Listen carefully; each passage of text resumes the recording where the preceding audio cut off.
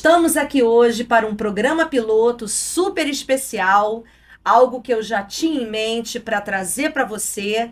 E esse Falando Direito vai abordar, por óbvio, o mundo jurídico, mas também outras áreas correlatas. E pensei com carinho e nada mais, nada menos, trouxe como uma convidada para nós aqui hoje, Roberta Geri. Roberta Geri, seja muito bem-vinda ao nosso podcast, o teu, o meu, o nosso, Falando Direito. Vamos abordar aí essa temática jurídica super importante. Roberta, ela é treinadora, ela é mentora de líderes, ela é coach, ela é advogada, enfim, Roberta, cabe tudo isso na sua agenda? Cabe, minha amiga. Na sua cabe, a minha também cabe, né? Assim como você, Mari, eu nunca fiquei pensando no direito só na advocacia, né? Eu quis transbordar isso e transformar pessoas sendo uma líder, né? Uma líder de equipe. Então, no escritório que eu fiquei muitos anos, 15 anos, como gestora jurídica. E até fazer minha transição de carreira 2 anos atrás, onde eu me tornei, né, treinadora de líderes e liderados. E isso pra gente é muito gratificante, né? E Mari, sabe uma coisa que eu fiquei pensando esses dias? Você vai contar pra eles, né, como a gente se conheceu. É claro! Mas eu queria saber de você o seguinte, como é que você foi parar na sala de aula, né? Porque eu falei, gente, a Mari é advogada, a Mari tem várias especializações, né? Na área pública, né, no direito público, direito financeiro, direito tributário. Mas como é que você foi parar na sala de aula? Como é que foi isso, Mari? Olha, eu vou ser muito sincera, tanto com você quanto com você aqui que está nos ouvindo e nos assistindo. Eu, quando me formei, quando eu procurei a área jurídica, o pensamento que nos vem à mente é advocacia ou, de repente, um cargo público. E eu pensava em advogar, eis que, de repente, surgiu uma oportunidade, não vou negar. Era um contrato dentro do que a gente chama de matrícula, dentro da gestão pública, e eu podia experienciar a sala de aula, né? E experienciando a sala de aula, eu vi, sabe aquela história da mosquinha te mordeu? Eu vi que ali eu me sentia muito bem, eu comecei a perceber da necessidade de evoluir nisso. Porque quando fui para a sala de aula, eu fui para o curso técnico. São alunos que eles terminam o ensino médio na FATEC como técnicos em edificações, eletrotécnica, eletrônica, máquinas navais. E você sabe, né, Roberta? Tem sempre uma matéria jurídica em todas as áreas da sociedade, porque a gente precisa saber das leis. A partir dali, eu quis trazer isso para o universo propriamente dito, a sala de aula acadêmica do direito. E aí eu busquei pós-graduação lato sensu em administração pública, como você colocou.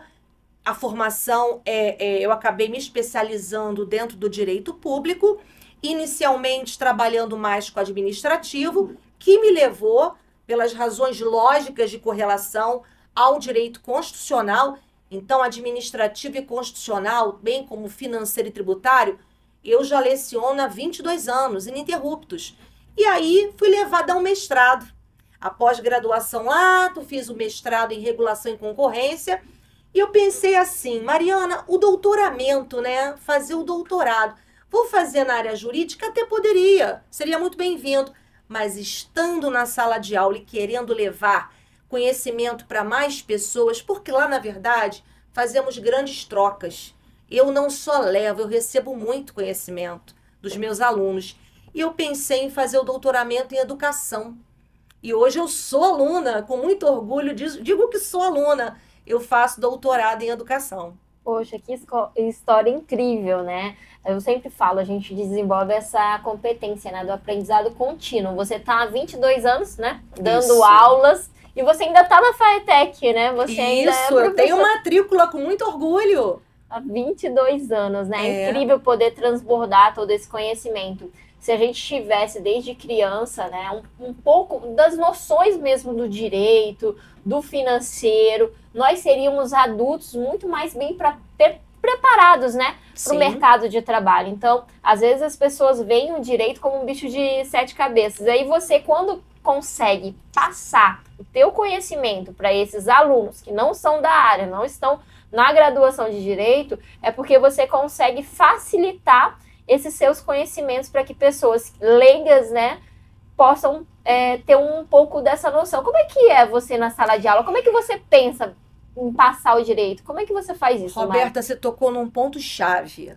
Nós não temos no Brasil, não é que nós não tenhamos, mas a gente tem um número muito baixo, o que a gente chamaria de educação financeira. Porque se a gente for levar para esse ramo do direito público, essas disciplinas como financeiro, tributário, que é eminentemente constitucional e está dentro do arcabouço da administração pública, nós temos um mito, é um mito muito grande essa coisa do dinheiro. Ah, a gente trabalha, a gente tem as contas para pagar, parece aquela roda do hamster, né? E quando o aluno se depara, por exemplo, com a disciplina Direito Financeiro, o aluno que vai para o direito, ele às vezes não tem uma facilidade com as exatas, com a matemática, por exemplo. Aí ele imagina que vai ter que fazer muitos cálculos, vem para a mente aquela coisa da matemática financeira. E nós precisamos desmistificar isso.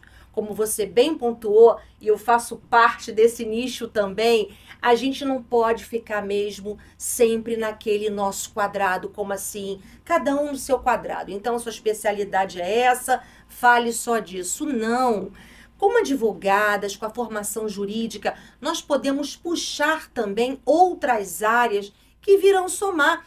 Esse aluno que vai se formar advogado, está se formando advogado, vai fazer a OAB, ou vai prestar algum concurso, algum exame, ele pode ser uma pessoa no setor da sociedade que vai empreender também.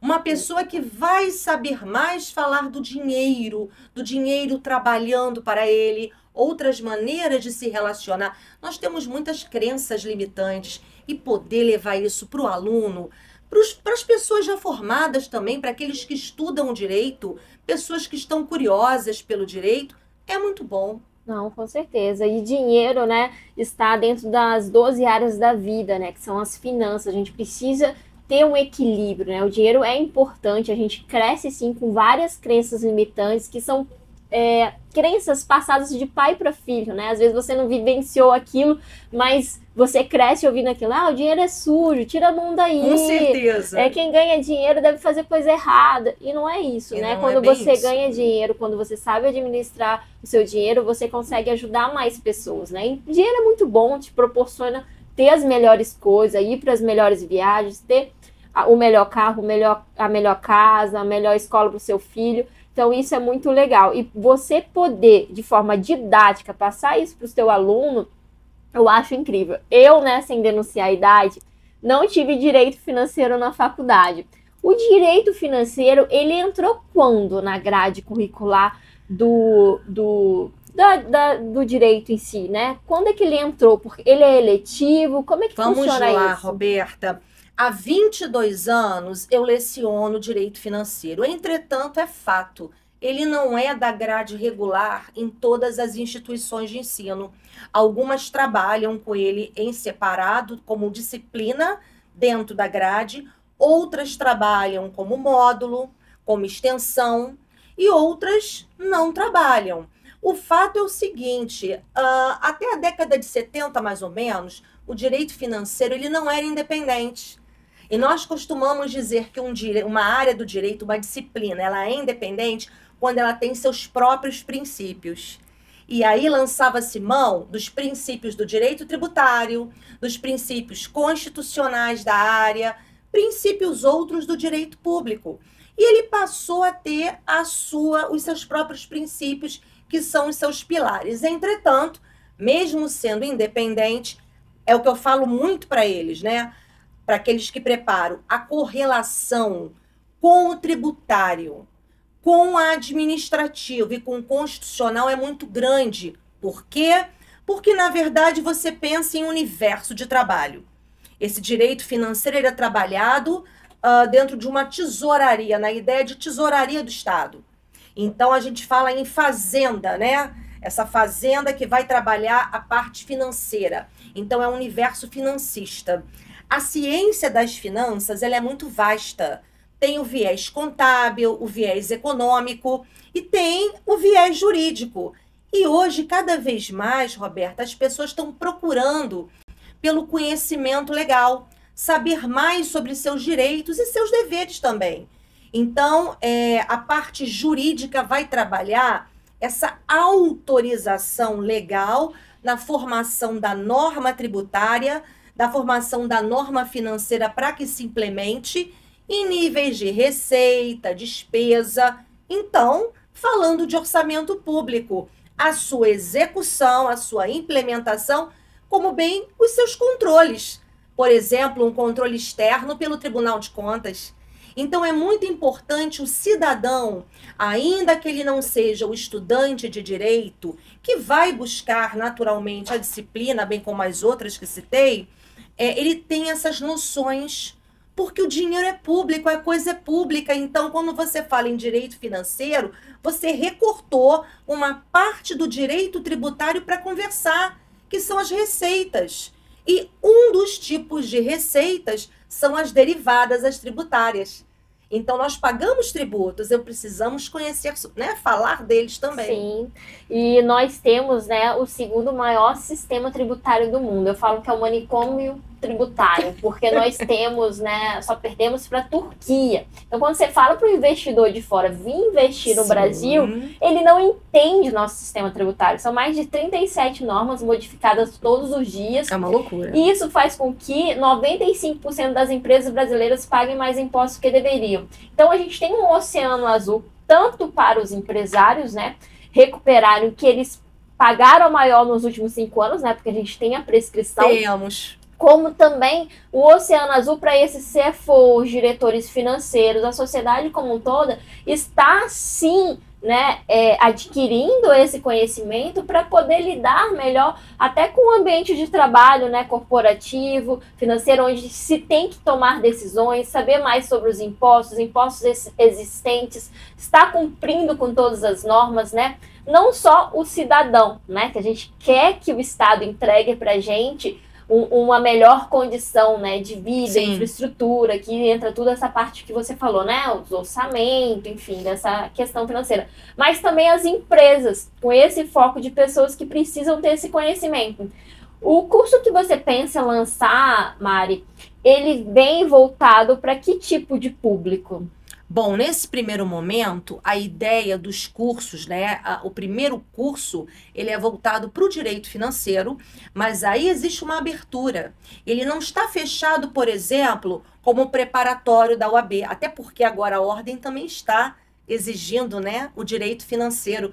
Antigamente você falava que cai o tributário, mas não se falava no financeiro. E nós temos agora uma realidade que está gritando aí para aqueles que pretendem advogar, ter a carteira da OAB, porque o financeiro, dentre outras disciplinas, é uma disciplina que vai ser obrigatória e já aconteceu. Então, não é só para quem é da área jurídica. Podemos pensar em políticos, podemos pensar em gestão pública. Eu penso que todas as pessoas que venham a lidar com a questão orçamentária, entender do dinheiro, da movimentação do dinheiro, como se arrecada, com que aval, baseado no que... É claro, o leigo, ele vai ter a sua orientação jurídica. A gente não quer que o leigo entenda orçamento, que o leigo entenda de despesa e receita como técnico no assunto.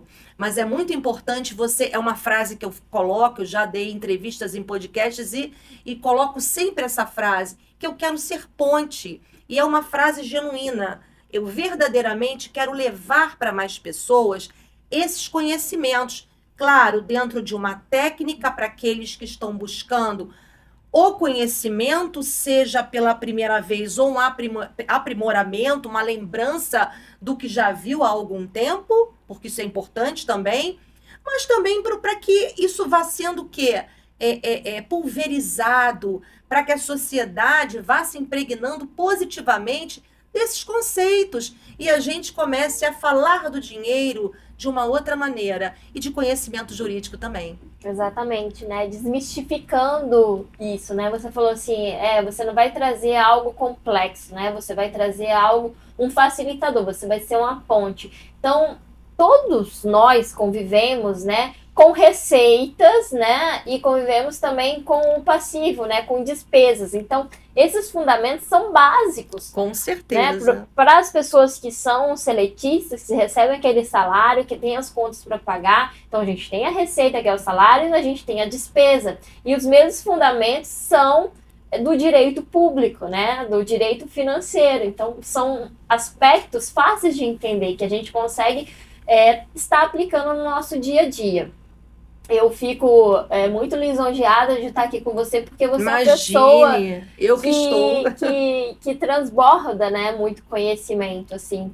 Você pensa em fazer algo muito específico exatamente para essa área? Esse vai ser o primeiro? Existe um projeto mais para frente? Pois Como é que tá isso? Eu diria que o curso, né, o curso de Direito Financeiro, ele é o primeiro projeto, eu quero chamá-lo de primeiro projeto, porque eu tenho intenção de falar das disciplinas correlatas a ele, né, ao direito financeiro.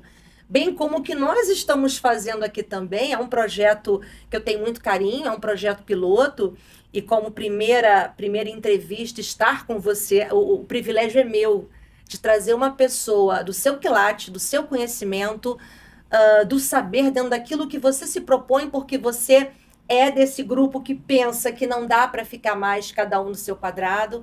A gente precisa de prateleiras. Eu digo que você fique em um quadrado. Você é especialista. Entretanto, existem prateleiras para a gente buscar assuntos que vão somar e procurar outros treinamentos, outros conhecimentos técnicos que agreguem para aquele seu de base. Então, tinha que ser uma pessoa como você nesse projeto piloto também do Falando Direito, do podcast. A gente tem uma história parecida, né? Nós nos formamos em direito, mas nós não ficamos dentro do direito. A gente conseguiu transbordar. Depois que eu me formei, um ano depois, eu emendei 2 pós-graduações e coloquei como meta me tornar coordenadora desses advogados que eu era estagiária. Então, foram 9 anos como gestora, né, jurídica. Então, eu tive que aprender a lidar com pessoas, fazer cursos de liderança, de programação neurolinguística, ler você SA, você RH. Então, o que você traz também é exatamente isso, né, da gente conseguir pulverizar, mas deixar também fácil uma matéria que não só na faculdade para cumprir a grade o aluno vai precisar, Perfeito. Mas também para trazer para a vida, né? Com certeza. E tudo, assim, eu falo, Mari, que a gente precisa da política para tudo. E a gente precisa entender. Você está na reunião de negócios, você vai ouvir esses nomes. Você vai falar sobre orçamento, você vai falar sobre receita, você vai falar sobre despesa. Você vai estar com pessoas que politicamente Sim, falam sem dúvida. esses jargões, né? E ontem, assim, até para trazer uma coisa diferente, eu assisti uma série do Arnold Schwarzenegger, né? Com esse nome maravilhoso. Arnold Schwarzenegger, isso. Esse nome austríaco, né? Que quis conquistar, né, a América. Ele é um caso muito que exemplifica muito isso, né? Ele quis muito ser um fisiculturista e ele trabalhou até conseguir. Quando ele ficou 10 anos como fisiculturista, tipo, um dos melhores do mundo, ele falou, será que é só isso? Será que eu vou ter que ficar mais 10 anos conquistando esse título? Não, tá na hora de mudar, tá na hora de ir para as novas áreas. E ele colocou na cabeça que seria um grande ator. E ele teve as maiores bilheterias do mundo, né, com os filmes dele de ação. Depois ele falou, será que é realmente só isso? Mais 10 anos fazendo isso? Não, eu posso ser um grande político. Então ele conseguiu ser bem sucedido em 3 áreas diferentes. Isso. Então a gente não precisa pensar só na caixinha do direito, de ser professora, de estar ali na aula. Você também pode ter Sim. se projetar no digital. E, Roberta, uma coisa importante que você colocou com esse exemplo, que nós também não fomos feitos para um assunto somente. Nós somos múltiplos enquanto material humano. Então, essa busca, né, de você estar aprendendo técnicas variadas, num conhecimento também contínuo da de base, mas também fazer uma variação, você acaba tendo uma possibilidade, uma carteira maior de trabalho, de conversa. É uma reunião de negócios, pode ser até um jantar, um evento de lazer, mas tem assuntos que nós precisamos saber, entender o que está sendo dito e saber falar. Isso do cidadão comum à pessoa mais especializada dentro da área financista, por exemplo. Então, nós precisamos entender que nós temos que ter propósito. E com propósito, a gente buscando e fazendo, a gente implementa outras possibilidades. Com certeza. Eu, quando eu saí do direito, né, pedi demissão desse escritório, que eu fiquei 15 anos, eu pensei, eu preciso transbordar, fazer coisas diferentes. E o primeiro aceite, né, a primeira proposta que eu me dispus a me aventurar foi num fundo de investimentos, na Faria Lima, lá em São Paulo. Falei, gente, o que eu vou fazer aqui? Eu comecei a comprar créditos trabalhistas com deságio, um assunto polêmico. A gente tem compra de créditos federais hoje em dia com deságio, mas o trabalhista ainda era muito iniciante na época. Falei, gente, eu vou fazer isso mesmo, mas a partir disso eu me descobri uma network, eu me descobri uma comercial, uma vendedora. Sim. Então, quando você se arrisca e entra em áreas até então inexploradas, você consegue ver o seu potencial. Às vezes aquele potencial escondido lá da sua criança. Aquela essência que você tinha e que por muitas vezes você teve que abafar. E aí, depois disso, obviamente, eu comecei a receber várias propostas. Hoje eu sou executiva de um grande grupo, que é uma das 10 maiores consultorias do Brasil, na parte de tributário. E tive que aprender uma nova área. Eu falei, gente, e agora, né? Direito trabalhista, vamos para o direito tributário. Fui para a FGV, comecei a estudar. O ano passado lancei um livro junto com outros colegas, né, falando um pouco sobre essas possibilidades, essas oportunidades de mapeamento tributário, porque é um dinheiro que é de direito das empresas, né, do empresário recuperar por conta do nosso sistema tributário, que é essa loucura. Uma área que atua também. Exatamente, e aí você vem falando, né, das palavras. Imagina, eu começo a falar com esses homens, eu preciso dessa noção do direito público, do direito financeiro, dos tributos diretos e indiretos. E sabe, Roberta, quando você estava falando, aí, expondo esse raciocínio seu, eu me lembrei aqui você se descobrir, né? Muitos alunos meus, durante a graduação, quando vai se aproximando o final, ou quando já formados, trabalhando, eles voltam. Não foi um caso, 2, não. Professora, eu queria muito agradecer, porque lá naquela época eu olhava aquilo com certo receio. Eu achava que não era para mim, ou que eu não teria aderência, não é? Porque cada um foi feito para, né? E eu fico muito feliz, porque é isso. Inicialmente pode parecer que você não é para aquele assunto, para aquela área, para aquele nicho.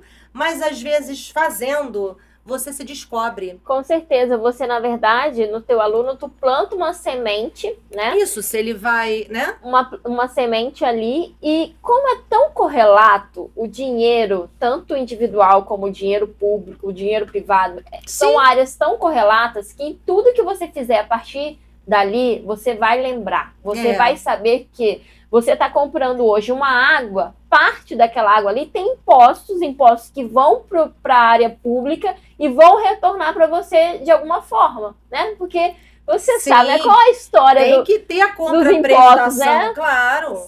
É uma história antiga, não é de hoje que a gente paga imposto, desde né? a semente chamada gur lá no Egito, mas que por ser semente ela também se deteriora, né? De acordo com a safra. E aí a gente foi pro metal, né? Tem todo um histórico interessante sobre isso. Eu, assim, gosto muito de fazer o mapeamento, né? Hoje eu agradeço muito porque são valores altíssimos, né? E para eu fazer essa transição com mais tranquilidade, eu falei, gente, eu tenho que fazer algo que me dê um retorno grande para eu ficar mais tranquilo financeiramente. Porque ninguém consegue ficar tranquilo se não estiver tranquilo financeiramente. Isso é verdade. Então, quando você tem esse dinheiro, né? Você tem uma remuneração, porque hoje eu não tenho mais um trabalho, eu tenho uma carreira, eu estou desenvolvendo uma carreira. Então, em paralelo com esse trabalho do mapeamento, eu faço a mentoria, eu dou as palestras, eu faço os meus cursos. Então, a gente acaba jogando em todos os lados, né? De agosto de 22 para cá, a minha cabeça ela deu uma virada de chave muito interessante. Eu tinha 49 anos, eu brinco que esse ano de 2023... Eu tô no 5.0, Mariana 5.0. Eu digo para você que é como se eu saísse de uma caverna de Platão, né? E me atirasse em questões ligadas a infoproduto, questões ligadas à rede social, que por muito tempo eu própria relutei, né? Mas que eu hoje me sinto... A pandemia também trouxe muito isso. É uma coisa já muito falada, muito batida, mas é importante dizer. A pandemia fez com que nós, professores, nos atirássemos, né, de forma síncrona, levando a sala de aula para o mundo virtual. E a partir dessas aulas virtuais síncronas, né, as lives propriamente ditas, e aos pouquinhos eu fui pensando, e havia uma cobrança, uma demanda de alunos meus e ex-alunos também, pessoas que me conhecem, mas Mariana, você precisa fazer isso, precisa fazer aquilo. E eu fui conhecer, eu fui estudar, eu fui ver. Também começou a acontecer comigo a escrita, né? Não a escrita acadêmica, técnica do doutorado, que já vinha acontecendo, mas a escrita da poesia. E eu comecei a me perceber, demorei a conseguir falar isso, tá?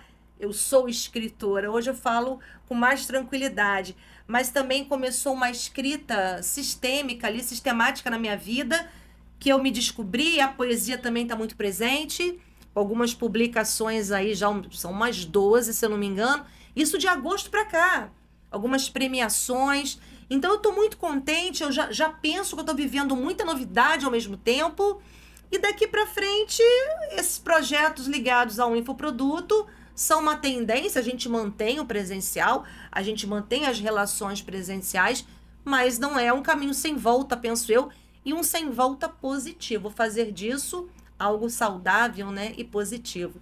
Roberta, eu queria ficar com você aqui, olha, horas a fio, conversando aqui dia todo, se fosse possível, mas a gente vai encerrando essa primeira conversa nossa, que deixa o convite aí no ar para talvez futuras conversas, né, dentro da sua agenda, que menina, vou te falar, estive do seu lado em outro momento e vi a loucura que é. Roberta Geri mexendo no celular, atendendo, ela faz 1000 coisas ao mesmo tempo. Essa mulher é fogo. Todas nós somos, né?